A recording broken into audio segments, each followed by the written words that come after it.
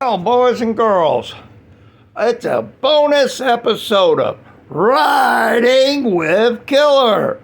Like you probably ain't seen the other episodes, but Jesus, I hope somebody out there is watching this.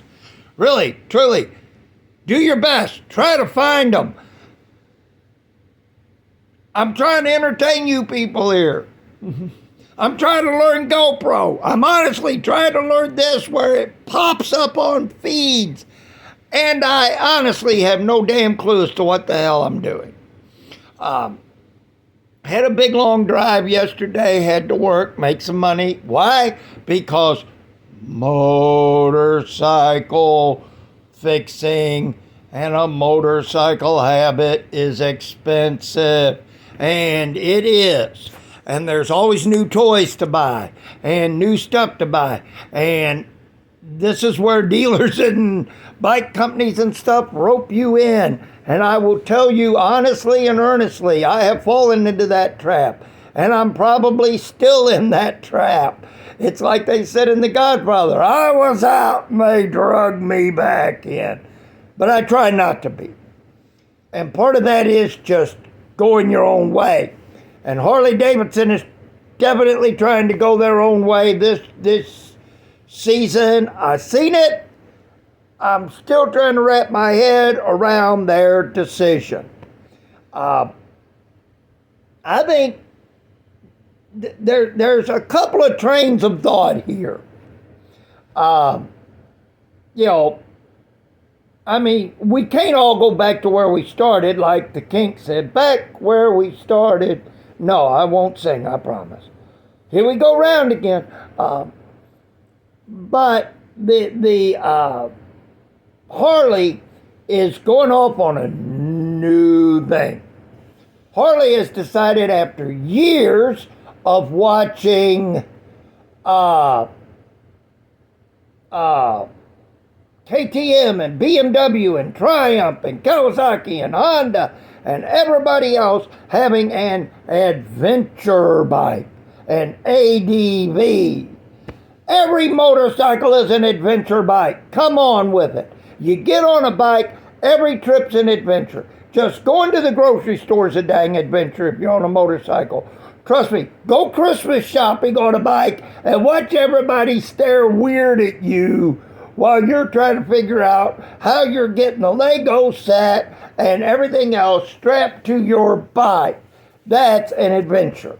But an adventure bike from Harley Davidson, the Pan America, with the new motor. Once again, another new motor from Harley Davidson based relatively vaguely on the V-Rod / Weavy Revolution. I don't even know what they're calling it. Motor. I'll get to Harley Davidson calling things here in a minute. So they're going to build an adventure bike with all the bells and whistles and gadgets and gewgaws and lights and bags and everything. So hopefully a whole bunch of people will now go buy adventure bikes because we all know that older guys with money, not me, I'm just an old guy with no money, but older guys with money go out and buy adventure bikes. Well, yeah, but they don't really go on big adventures with them. Some of them do. Some of them do. Some don't. Sometimes that adventure bike becomes just like a young person's, well, not a young person would abuse it, but a middle-aged person's big, jacked up diesel four-wheel drive. I am a badass as I get 6 miles to the gallon going to the grocery store on my humongous tires with my truck jacked to the moon.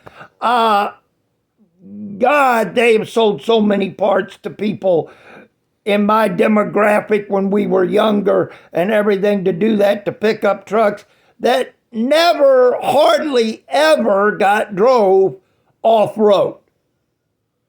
But you sell the parts, you get the look, you got the cred.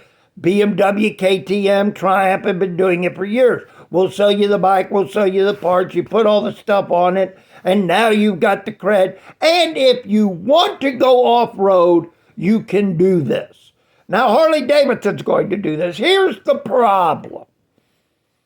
One, the bike's in its infancy stage. It's the first year model, and my rule is never buy the first year of anything. Secondly, the ship has sailed. Okay, because anybody that's in the demographic to buy that style of bike has had since the mid-'80s to buy that style of bike when BMW first introduced the GS.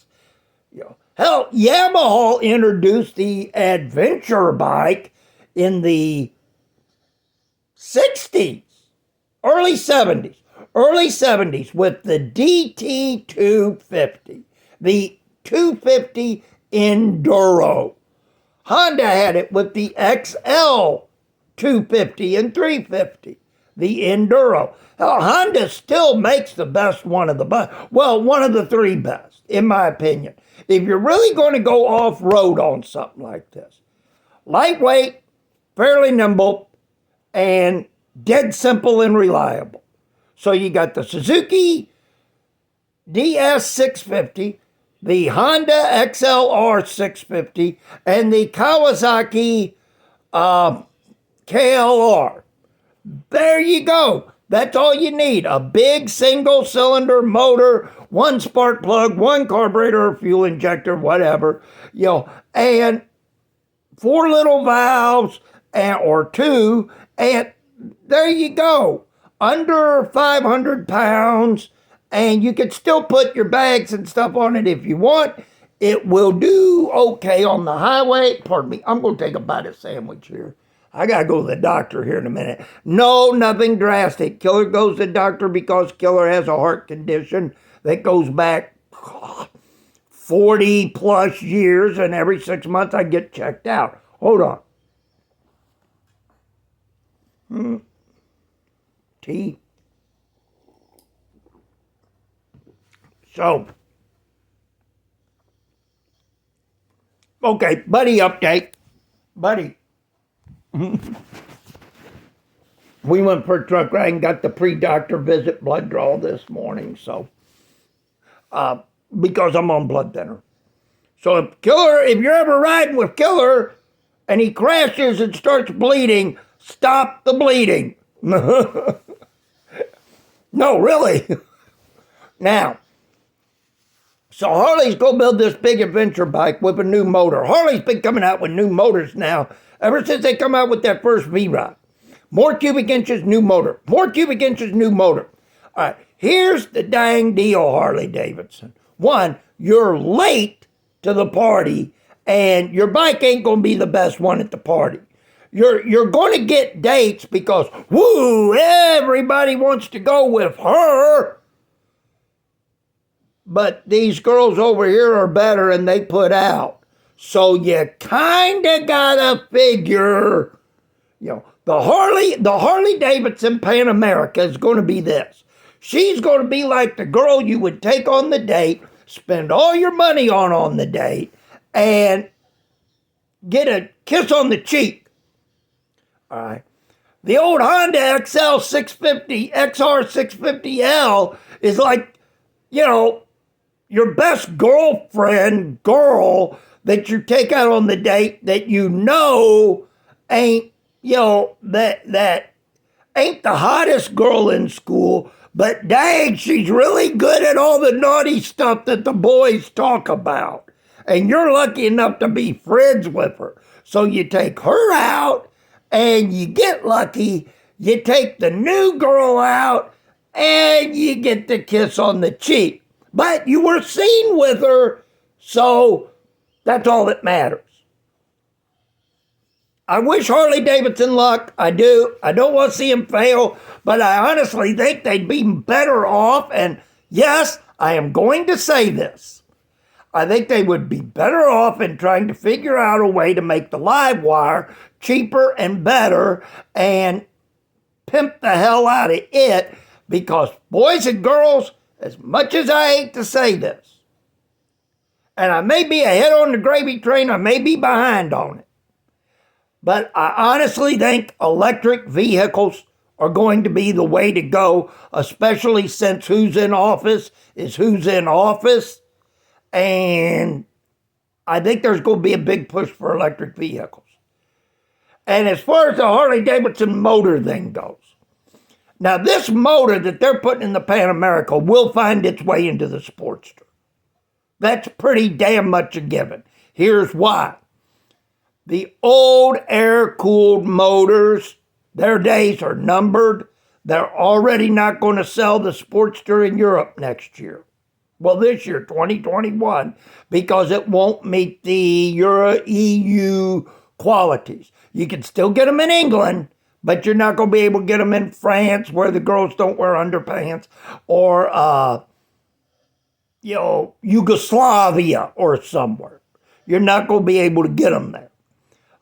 You will be able to get them in England, from what I understand. They're going to quit making that bike with that motor. There will always be a Sportster. If they don't keep the Sportster name, Harley-Davidson is dumber than a damn box of rocks, because they've already got too damn much alphabet soup. Used to be there was 3 Harleys. There was like 5. Your big full dresser, your Super Glide, which was a full dresser stripped down with everybody knows what Super Glide is, what the hell. Your Super Glide, your FX, your XL, your Sportsters, and then your Sprints, and then your little 165 Hummer deals. And at one time, Harley made a scooter called the Topper. So you had those. Now there's like 4 kinds of every bike you'd ever want to buy. You've got a couple of kinds of big Ultras, which used to be called Duo Glides, and then they became Electric Glides, and then they became King of the Road Electric Glides, or King of the Highways, and then blah, blah, blah, and now they're Ultras. The big bells and whistle dresser. Then you got your Street Glide, less bells and whistles. Your Tour Glides, more bells and whistles than the Street Glide, but less bells and whistles than the Tour Glide. And so on with the Sportster. I mean, you got your Iron, your regular, and your low for both 883 and 1200. Make a bike. Make a bike. Everybody makes like a billion parts to modify the bike. That's what the aftermarket's for. And that is what is the wonderful thing about Sportsters. Hell, if I wanted an ADV bike, I could take the Sportster, strip it, all the crap off of it, put on LED lights, put on knobbies, and my better progressive shocks, and have a damn ADV bike. I better not go further than 105 miles between gas stations, but I'd have an ADV bike. Anyway, I wish Harley-Davidson the best of luck. I wish all motorcycle manufacturers the best of luck. Right now, Killer needs the best of luck because Killer's going to the dock. This has been a bonus. Riding with Killer. Woo! Everybody stay safe. Whether you want to or not, when you're out there in public, put the mask on and don't fuss about it. Look, places are trying to stay in business. If they ask you to wear a mask, wear the mask. Go in, do your business, pull your mask off. Hopefully they'll get this vaccine, whether you want to take it or not, that's your damn business. But hopefully they'll giddy up, go and get this going, and we can go back to some semblance of normalcy. Like bike events and bike races. So you're just not seeing me and old pictures talking where we're actually doing bike stuff. Yay, bike stuff, woo! That's why I'm here. And hopefully we'll have an update soon on 2 things. Killer getting better at GoPro, and an update on the Big Red Girl and the new motor putting in, and then you'll get to hear it run, and you'll get to see me testing it out and wet myself because I enjoy it so much and all that good stuff. Anyway, peace, love, motorcycles, Killer out.